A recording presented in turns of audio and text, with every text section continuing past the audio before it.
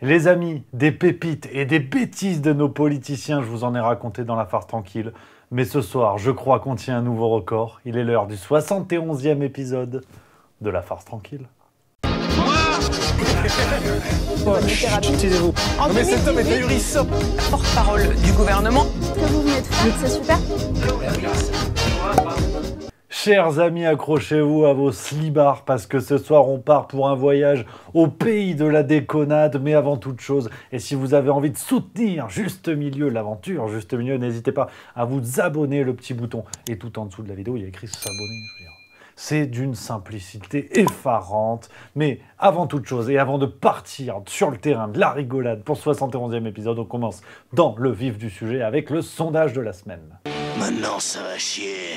La semaine dernière, je vous posais une question, effectivement, suite à la révélation de l'affaire Quatennens qui a pas mal secoué et qui secoue encore la France insoumise. Je vous posais cette question, est-ce que c'est l'affaire de trop pour Jean-Luc Mélenchon? Pour cette fois, le résultat est assez équilibré, en tout cas plus que d'habitude. Un oui, vous avez été 552 à voter, et pour le non, tu vois, c'est du direct. Je clique, 230, donc un vrai débat qui continue à faire à suivre d'ailleurs sur l'affaire Quatennens, mais cette semaine, nouvelle question. Et oui, parce qu'on va y revenir tout au long de ce nouvel épisode avec le programme chargé qui nous attend, mais une question demeure, le Parlement est-il encore utile en France? D'après vous, oui ou non? Donc le Parlement, l'Assemblée nationale et le Sénat, est-ce que d'après vous, tout ça a encore une certaine utilité?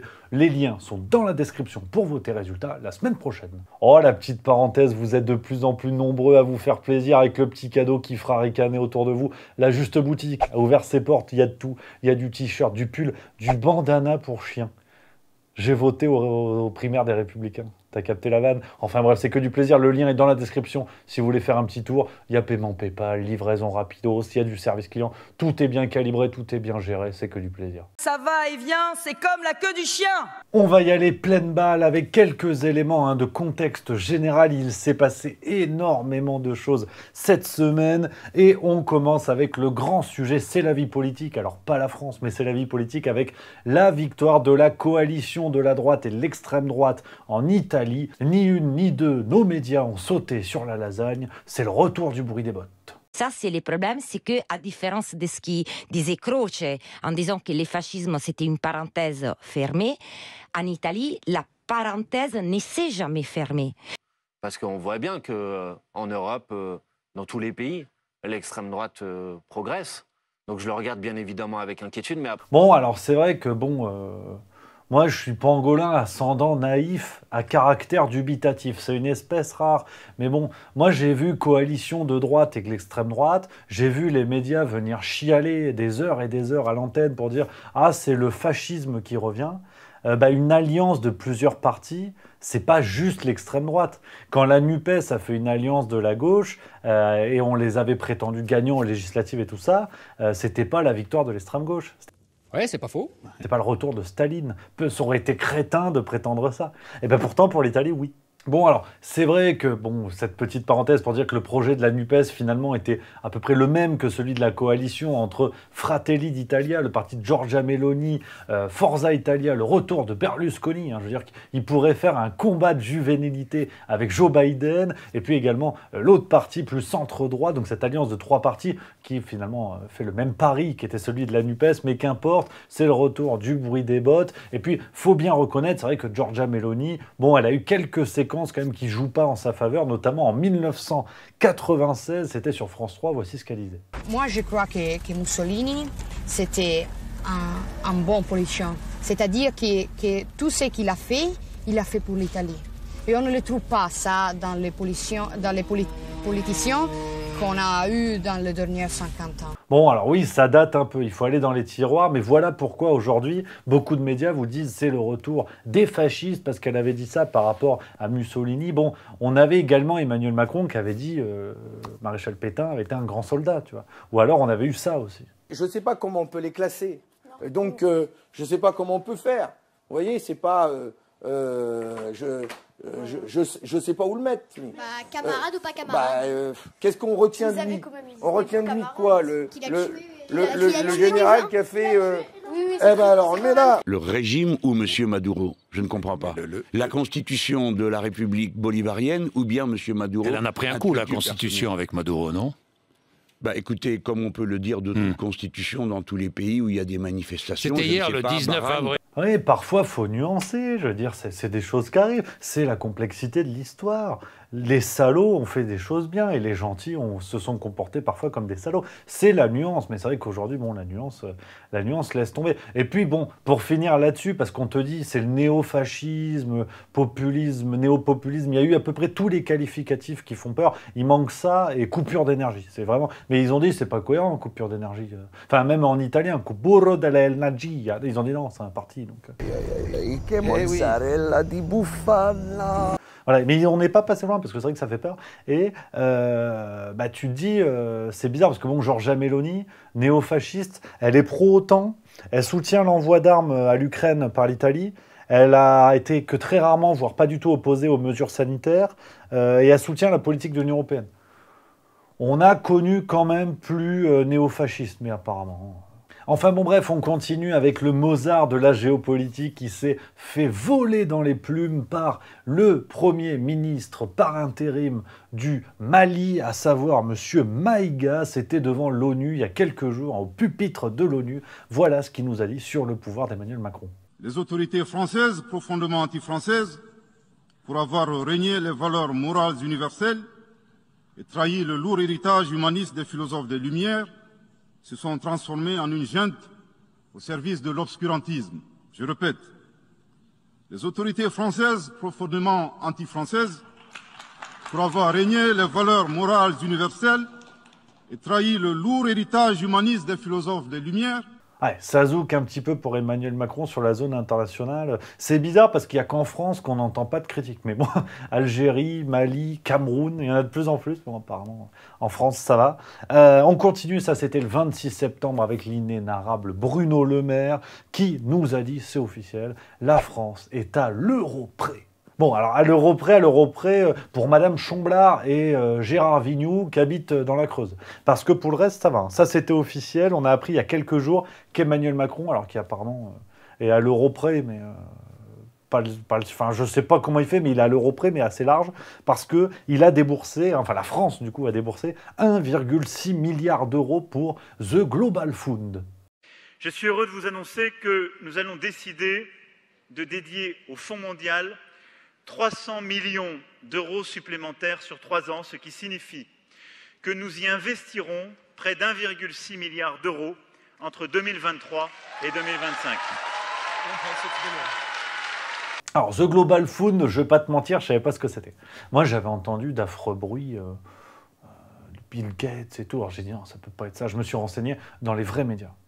Je suis quelqu'un de sérieux et c'est un fonds qui a été fondé en janvier 2002. Le nom complet est Fonds mondial de lutte contre le sida, la tuberculose et le paludisme. C'est une fondation à but non lucratif mais qui est inscrite au registre du commerce de Genève, donc sous législation suisse. Ça n'est pas une agence de l'ONU. Bon, enfin, c'est aussi clair que la carrière de Roselyne Bachelot, si tu veux. On ne sait pas du tout quel est le sens de tout ça. On comprend à peu près que dalle. Et moi, bon, je suis allé sur le site officiel du Global Fund et j'ai lu l'objectif. Je t'ai dit, moi, je me suis renseigné. Donc, le Fonds mondial n'achète pas de médicaments en son nom propre. Il agit en tant qu'instrument financier en faisant des dons au ministère de la Santé et à des organismes humanitaires locaux dans un but de responsabilisation nationale. Ah bon? Alors du coup, j'ai regardé quels étaient justement ces organismes et tout ça. Et ça, c'était une révélation de Marianne, le 7 janvier 2012, revue Marianne, donc bien connue. Et The Global Fund avait donné du pognon à Carla Bruni. Ouais. Alors Carla Bruni qui est ambassadrice aux activités du Fonds mondial, et Marianne nous révélait que le fonds a directement financé une partie du site officiel de Carla Bruni et payé très cher des campagnes de communication sous-traitées sans appel d'offres à un ami intime de Carla Bruni pour un total de 3,5 millions de dollars. Mais c'est quoi Carla Bruni? C'est une pilule pour les maux de gorge? C'est un médicament ou c'est une chanteuse? Et c'est vrai que bon, j'ai continué ma petite enquête, toujours sur le site du Global Fund, donc je ne suis pas allé sur des sources obscures, complotiste, voire néofasciste. Et on apprend, c'est vrai que Bill Gates fait partie des principaux donateurs du Global Fund, et que le Global Fund, ils ont quand même des copains dans les noms qu'on entend souvent. Ça, c'était 22 septembre 2022. Le Fonds mondial et Pfizer concluent une entente qui élargira l'accès aux médicaments antiviraux Paxlovid. Voilà. Donc c'est ça à peu près Global Fund. Ça vient en aide aux gens qui sont malades, à Carla Bruni, à Bill Gates, ou Bill Gates vient en aide, enfin je ne sais pas trop, et Pfizer. Et alors je ne sais pas qui aide qui, mais et la France a donné 1,6 milliard de dollars à ça. Mais on est à l'euro près. Hein. Enfin bon bref, on va continuer, ça c'était le 26 septembre sur BFM TV, Elisabeth Borne était clairement en perdition. Ah, j'ai rarement vu des gens ramer comme ça. Elle était donc à la téloche. Elle aussi, elle est devenue chauffagiste. Elle te dit comment faut régler le chauffage, écoute. La règle, c'est de chauffer à 19 degrés. Donc s'il fait 15 degrés, naturellement, vous pouvez allumer votre chauffage. Et c'est vrai que bon, j'ai regardé ça, c'était pénible. Là, pour le coup, j'ai voulu faire un don. Un Elisabeth Hatton, j'en sais rien, mais j'ai voulu faire un don parce que je commence à me demander sincèrement si elle comprend la politique qu'elle est censée défendre. On peut quand même s'interroger et on va regarder aussi attentivement pourquoi le chauffage au bois, enfin pourquoi le bois a un coût qui explose. Parce que là, je pense que le bois, il peut être produit sur notre territoire.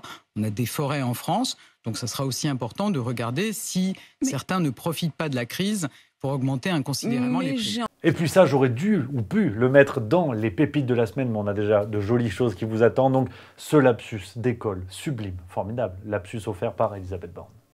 Voilà, on a besoin d'avoir des partenaires au niveau des organisations patronales et syndicales, au niveau des groupes parlementaires qui sont prêts au dialogue, à la recherche de compromis. Je vous dis, moi, c'est la voie que je privilégie et le dialogue ne viendra pas de notre côté. Le dialogue. Oui. Le blocage ne viendra pas de notre côté. Ça, c'est le 27 septembre sur BFM TV. Encore Bruno Le Maire, je vous avais dit qu'on allait en reparler. Sincèrement, j'ai pas de vanne. C'est l'une des rares fois dans ma vie où je vais fermer ma gueule. Nous ne mettrons pas le chauffage tant que la température ne sera pas en dessous de 19 degrés. La température qui a été retenue, c'est 19 bientôt, degrés. Hein. Oui, mais demain après-demain. Nous ne serons pas au-dessus de 19 degrés, donc vous ne verrez plus avec une cravate, mais avec un col roulé. Ouais, sans commentaire. Ah, je vous avais dit que c'est un épisode qui s'inscrit dans un contexte d'immense n'importe quoi. Et avant de faire l'actualité des différents partis politiques, on finit cette partie générale avec une leçon de déontologie. C'était sur France 5. On a appris ça dans une séquence. Écoutez, cette conférence de presse assez surréaliste hier. Nous avons un communiqué de presse qui a été fait par la coordination des espaces de la France Insoumise, dans lequel nous nous retrouvons toutes et tous. Voilà, on voit bien la gêne des principaux membres de la France Insoumise. Micro, Roselyne, mémo pour plus tard. Il est ouvert à l'antenne. Alors, on notera quand même que ce micro qui n'est pas éteint, avec une journaliste qui ne se cache même plus pour insulter des représentants politiques à la téloche et pour donner son avis de manière totalement partiale, alors qu'elle est payée avec l'argent de la redevance publique. On notera que ça fait partie d'une séquence humoristique de Bertrand Chameroy dans C'est à vous, et ça les fait rire, en fait. C'est drôle, c'est drôle. Ils ne font pas leur mission qui est celle du service public, ils s'en vantent et ils en ricanent. Et toi, tu es obligé de payer la redevance télévision. Je fais que relever, hein. Toi, après tu fais ce que tu veux. Je ne m'attendais à rien et je suis quand même déçu. Et on va commencer le petit tour d'horizon des différents partis politiques de l'actualité des 7 derniers jours. On commence avec La République En Marche, parti présidentiel oblige, le 23 septembre sur LCI. Oh, joie au désespoir, le grand retour de Marlène Schiappa qui donne son avis sur l'affaire Quatennens. Oui, je trouve que dans le débat, et quand on regarde les réseaux sociaux, il y a eu une banalisation terrible de ces faits, en n'utilisant pas les termes juridiques de qualification appropriés, en utilisant des mots du quotidien. Oui, je trouve qu'il y a eu une banalisation des violences conjugales, mais encore une fois... Mais il y a eu, y compris par Jean-Luc Mélenchon, c'est pas il y a eu quelque part en l'air comme ça, il y a des personnes qui ont banalisé. Oui, bien sûr, me parle le tweet de Jean-Luc Mélenchon qui m'a choqué, mais je crois qu'il a choqué aussi des femmes et des hommes de la France Insoumise. Bon, alors c'est vrai que Marlène Schiappa, bon...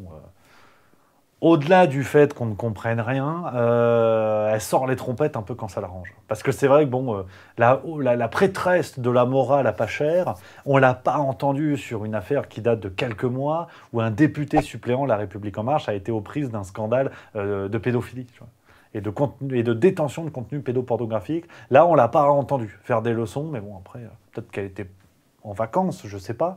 On continue avec le 26 septembre, des lecteurs du Parisien qui ont interviewé Yaël Braun-Pivet, présidente de l'Assemblée nationale.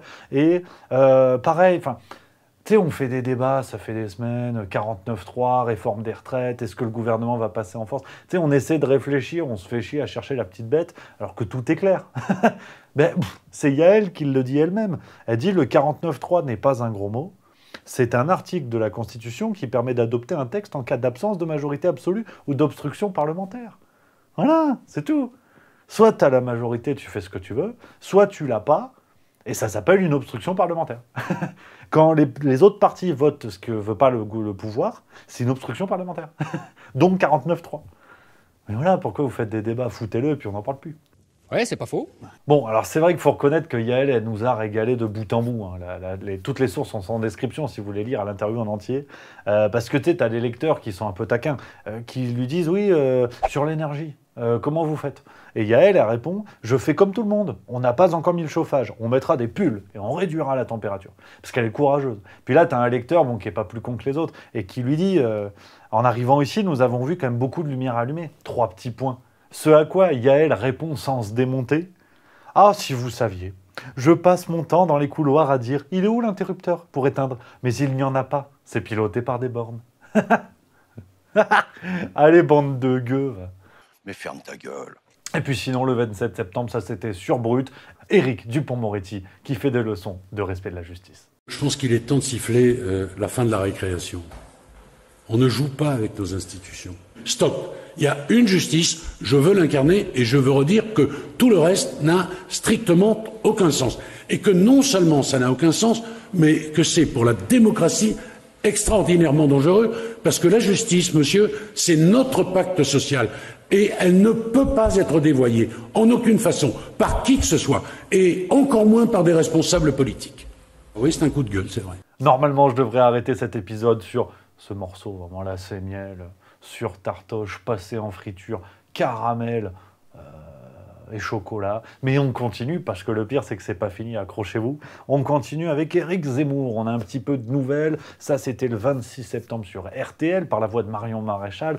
Forcément, du côté de Reconquête, ça fait plaisir. Ce qui se passe en Italie avec Giorgia Meloni, même si, comme je vous le disais, la ligne est quand même assez loin d'être celle d'Éric Zemmour, ou alors celle d'Éric Zemmour est proche de Meloni, et auquel cas, il faut se poser des questions. Mais voici ce que nous en dit Marion Maréchal.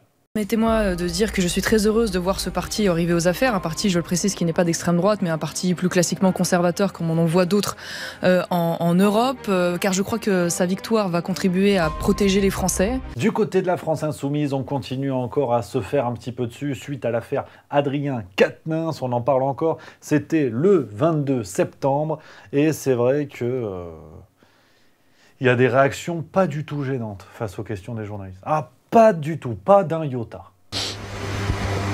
J'essaie vraiment de vous interroger sur un fait politique très important. Ne m'interrogez pas, vous me harcelez. C'est une pratique connue, ça. Je vous harcèle pas, je vous dis que l'un des 3 militants dit que votre premier tweet était choquant. Qu'est-ce que vous faites? Je vous souris parce que je vous aime. Et le 25 septembre, Bompard était là, l'ami Emmanuel Bompard de la France Insoumise qui était sur LCI. Ah, pareil. Ils ont tous ramé, lui, il n'y était pas allé. C'est parti, maintenant il est à l'eau. Après, j'essaye de faire la part des choses. Une gifle n'est jamais acceptable, mais une gifle n'est pas égale à un homme qui bat sa femme tous les jours. Et une gifle n'est pas égale à une personne qui est accusée de viol après avoir drogué les personnes qui l'accusent. En tout cas, c'est les accusations qui sont portées à son encontre. Ce sont des accusations. Bien évidemment, il y a aussi de la présomption d'innocence. Il faut qu'on arrive sur ces sujets à avoir de la nuance. Enfin bref, on enchaîne avec Jean-Luc Mélenchon, qui était quand même dans le cadre de ce plan de sauvetage de la France Insoumise, qui était dans quelle époque? C'est la nouvelle émission le samedi soir sur France 2, animée par Léa Salamé et Christophe de Chavannes. Ouais, normalement je m'arrête là, mais je sais qu'il y en a qui pouffent, mais c'est pas fini. Tu te calmes. Jean-Luc Mélenchon était là et nous a fait des leçons de sexisme. Là, je vous ai dit, cet épisode, les bras m'en tombent. Je sais pas, j'arrive même pas à faire des blagues là-dessus. Je veux dire, là, on tutoie le sublime. Et puis, bon, bah forcément, ça rame encore et encore. Hein. Mélenchon, toute grande gueule qu'il est, comment veut-il être encore crédible, quoi. Bref, on continue toujours dans la NUPES, hein, enfin, feu la NUPES, avec Europe Écologie Les Verts, qui nous démontre effectivement que la mort de la NUPES est un processus déjà enclenché, visiblement. C'était dans le Figaro du 26 septembre. On apprend que Yannick Jadot, au sujet de la marche contre la vie chère qui va avoir lieu le 16 octobre à l'initiative de la France Insoumise, l'ami Jadot nous dit « Je ne sais pas si Europe Écologie Les Verts doit participer à une mobilisation qui n'a pas l'assentiment des syndicats. » Qu'est-ce que tu veux que je te dise ? Et patatras, le 26 septembre, on en a parlé la semaine dernière, l'affaire Julien Bayou, lui aussi aux prises d'accusations, apparemment de témoignages qui ont potentiellement été étouffés en interne. Il n'y a pas eu de plainte, il n'y a rien eu, mais de témoignages sur une affaire de harcèlement moral apparemment de son ex-compagne. Il démissionne officiellement de son poste de secrétaire du parti. Oui, selon les informations du service politique de BFM TV, Julien Bayou annonce dans un communiqué ce matin la démission de sa fonction de secrétaire national d'Europe Écologie Les Verts, et il annoncera dans la matinée à son propre groupe, le groupe écologiste à l'Assemblée nationale, la démission de la présidence du groupe écolo. Mais il reste député. Il reste député. Et dans la foulée, son avocate est venue clarifier les choses. Enfin, son avocate qui est quand même passée après le procureur du barreau de Twitter, Sandrine Rousseau, qui apparemment joue un rôle assez trouble dans cette affaire. On en reparlera. Depuis 2 semaines, des semaines, et plus encore depuis quelques jours, les atteintes à sa vie privée se multiplient. Julien Bayou est donc contraint de clarifier publiquement certains faits. C'est un choix auquel il est malheureusement acculé, ce qu'il regrette amèrement. Ouais, on en reparlera la semaine prochaine. Je vais préparer une partie du prochain épisode de La Farce Tranquille, spécialement sur Sandrine Rousseau, parce qu'elle commence à me faire un petit peu peur, la Zorro des Chipolata. On va en reparler. Mais pour cet épisode, on va le finir aux joies, au plaisir, avec les pépites de la semaine. On a de la belle pépite cette semaine, comme vous les aimez, c'est du tout frais, usiné à la main. C'était Gérald Darmanin en déplacement à Versailles le 24 septembre qui s'est fait un petit peu chahuter. On se régale. Je voudrais vraiment vous remercier pour votre action sur les violences faites aux femmes. Moi je fais comme vous, une pipe contre un service, et c'est vraiment super. En plus c'est des femmes, on se sent en sécurité. C'est d'accord, justice, monsieur.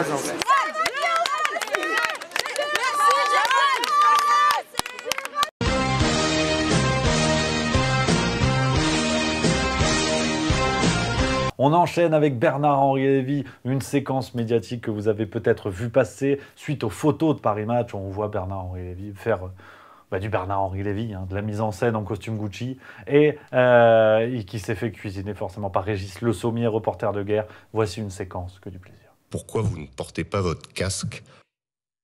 Ça dépend. D'abord, ça dépend des cas. Ensuite, à l'époque à Misrata, aujourd'hui en Ukraine, les gilets pare-balles et les casques sont rares. Il n'y en a pas tant que ça. Il n'y en a pas pour tout. Vous en avez un. Je vous laisse répondre. Bien sûr. Moi, j'en ai pas. Moi, je me balade pas avec dans mes bagages un casque ou un gilet pare-balles. Donc, en général, j'ai pour règle, en effet, lorsqu'il y a le choix, de laisser le casque à ceux qui en ont le plus besoin. Et enfin, ça, sauf erreur, j'ai un doute sur la date, mais il me semble que c'était récent, c'était le 26 septembre, Valérie Pécresse nous a fait de la promo pour les Montescalier. Attention, c'est à mourir de rire. C'est quand même assez technique, là, on sent que... Il faudra 1 minute à Valérie Pécresse pour monter cet étage.